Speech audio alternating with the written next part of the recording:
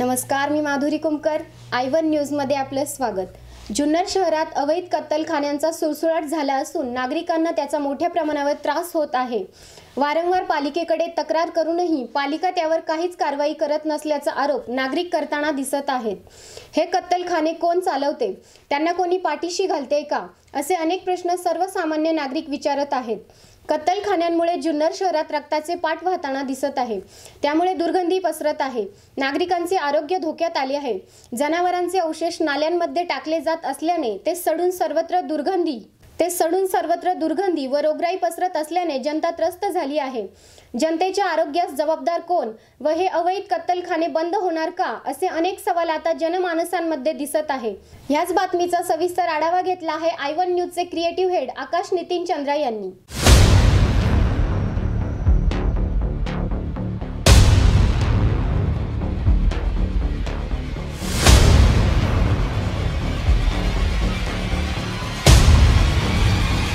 जुन्नरवरून लेण्याद्रीकडे जाणाऱ्या रस्त्यावर असलेल्या या नदीपात्रातील पुलाच्या जवळ काल रात्री मांस सदृश जे काय मटण आहे किंवा जे काय मांस आहे ते या नदीपात्रात टाकण्यात आलेलं होतं. हे मांस सकाळी इथे जे असणारे स्थानिक रहिवासी आहेत यांनी पाहिलं आणि ही गोष्ट प्रशासनाच्या निदर्शनास आणून दिली. त्यानंतर नगरपालिका प्रशासन असेल, पोलीस प्रशासन असेल यांनी या ठिकाणी येऊन भेटी दिल्या आहेत. नागरिक इथे बराचसा जमाव इथे जमा झालेला आपण आता या ठिकाणी पाहू शकतो. नक्की हा सगळा काय प्रकारे ह्या इथल्या स्थानिक नागरिकांकडनं आपण ही गोष्ट जाणून घेणार आहोत.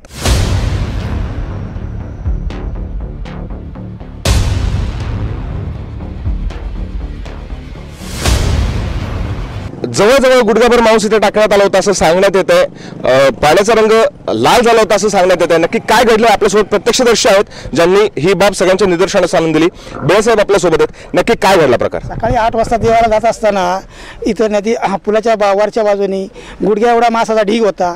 ते लक्षात आल्यानंतर मी प्रशासनाला वगैरे कळवलं आणि हे वारंवार म्हणजे आजच नाही, हे वारंवार होत आहे. गटरामध्ये पोत्यामध्ये भरून बांधून टाकतात, कधी नदीत टाकतात, रक्ताचे ड्रम गटराच्या पाण्यात सोडतात. याची कायदेशीर कारवाई नगरपालिका आणि पोलीस मिळून यांनी योग्य ती कारवाई करावी एवढीच अपेक्षा आहे. आपण जर आता बघतो तर नदीच्या पात्रामध्ये हे सगळं टाकलं गेलेलं आहे. पाणी हे वाहत आहे, खाली लोक असतील जे या पाण्याचा वापर करत असतील. नक्की कशा प्रकारच्या त्रासाला सामोरं जावं लागतं? आता काय सांगायचं आहे ते बरं. आता सगळं चालतंय, वास खायला लागतो तेवढं कसं काय म्हणजे पाड एकदम इथं सगळं त्रास आहे आम्हाला पूर्ण टोटल. आत्ताही तुम्ही चला इथनं बघत आहोत तुम्हाला. ही बाब कशामुळे निदर्शनास आली? नक्की तुम्ही कधी पाहिलं ते? हे सकाळी पाहिलं मी. मोटर चालू करायला गेलो तर पंपाच्या फुटबॉलला संपूर्ण ओढलं होतं. नदीचे मोटरला हे काय येतं मोटर आपण.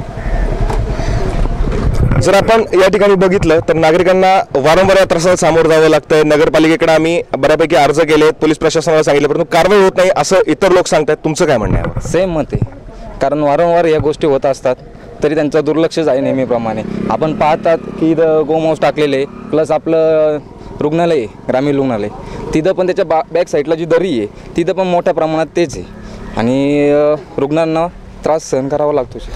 नगरपालिकेकडून स्वच्छता सर्वेक्षण गेल्याच महिन्यामध्ये राबवण्यात आलं होतं. जुन्नरमधल्या अनेक ठिकाणी स्वच्छतेचे बोर्ड फ्लेक्स लावण्यात आले होते, अनेक ठिकाणी भिंती रंगवण्यात आल्या होत्या. परंतु खरंच स्वच्छता सर्वेक्षणाचा काही उपयोग झाला आहे का? नगरपालिकेचं याच्याकडे लक्ष आहे? स्वच्छतेचा उपयोग झालेला आहे, 90% झालेला आहे, पण गोवंशबद्दल नाही झालेला. त्याचा उपयोग काही झालेला नाहीये. गावात उपयोग नाही झालेला की आपल्या पंचवा पेठेमध्ये वारंवार त्या गटरीमध्ये पण ब्लड वाहत असतं. मी नेहमी कॉन्टॅक्ट केलेले आहेत तरी सुद्धा त्यांनी याच्यावर हे नाही घेतली, दक्षता नाही, कारवाई नाही. याच्यावर कशा प्रकारची कारवाई होईल, काय मागणी कराल? याच्यावर कारवाई म्हणजे नगरपालिकेने आणि पोलीस मिळून दोन्ही मिळून यांनी जे अनधिकृत कत्तल करतायत त्याच्यावर त्याचा निर्बंध आणून ते बंद करावं एवढीच अपेक्षा आहे. नक्कीच आता आपण बघतो की नदीपात्रामध्ये गोवंश सदृश मांस टाकण्यात आलेला आहे. त्याचबरोबर सरकारी दवाखान्याच्या जवळपास जरी आपण बघितलं तरी मांस तिथे टाकण्यात येतं. याचा प्रचंड दुर्गंधीचा त्रास लोकांना होतो. याचा डायरेक्ट सरळ परिणाम हा रुग्णांच्या आणि तिथे असणाऱ्या स्थानिक नागरिकांच्या आरोग्यावर होत आहे. परंतु नगरपालिका आणि पोलीस प्रशासन याच्याकडे जाणीवपूर्वक दुर्लक्ष करतात का, अशा प्रकारचा प्रश्न हे सामान्य नागरिक उपस्थित करताना दिसतात.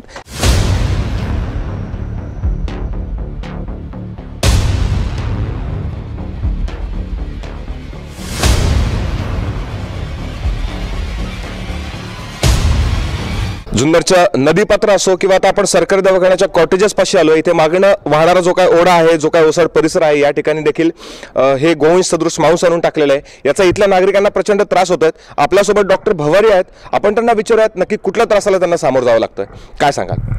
मी इथे जुन्नर आरेशमध्ये काम करते.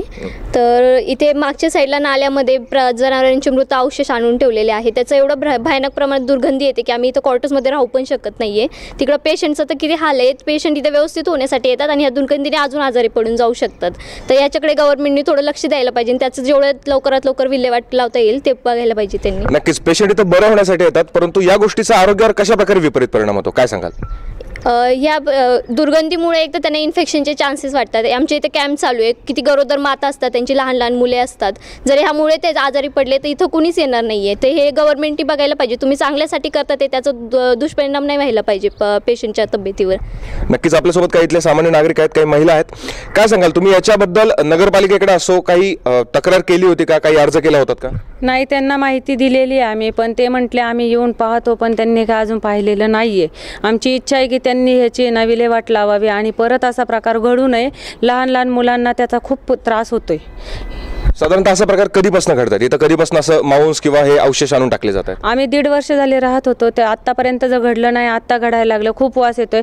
आम्हाला राहणं अशक्य झालेलं आहे इथं. त्याच्यामुळे ते नगरपालिकेने ह्यांनी सगळ्यांनी ना ह्याच्याकडे लक्ष द्यावं अशी आमची नम्र विनंती त्यांच्याकडे. नक्कीच आपल्यावर अजूनही काही स्थानिक नागरिक आहेत. काय सांगाल प्रशासनाकडे कशा प्रकारच्या कारवाईची तुम्ही मागणी कराल? हे इथं टाकतात, हे परत असे टाकलं नाही पाहिजे. याच्यापासून आम्हाला त्रास होतोय. माशा जास्त झालेले आहेत. परत येण्या जाण्याचं फार त्रास होतो. तर याच्याकडे नगरपालिकेनं थोडं लक्ष देऊन याच्यावर कारवाई करावा.